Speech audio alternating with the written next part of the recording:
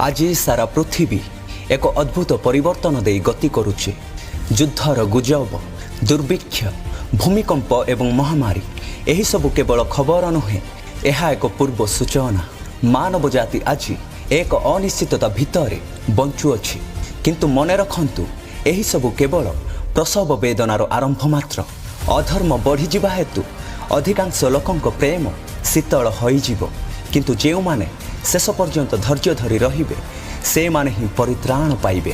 कल्पना करंतु आकाशर मेघमाला भेद करी मनुष्यपुत्र महिमा व पराक्रम रे प्रकाशित हेउछंती। यह कौनसी कल्पना नुहे, यह हेउछि सत्य। सही दिन पृथ्वीर प्रत्येक वंश सही सत्य को देखिबे। यह सही मुहूर्त जेउथिपाई सृष्टि अपेक्षा करिअछि।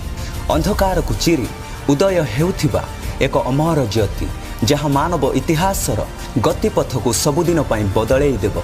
किंतु सतर्क रुहंतु, कारण नहंक समय लोक माने खाइबा पीवा और संसारर कार्य एत व्यस्त थिले जे विपद केतेबेले आसिला से माने जानि पारिले नाही।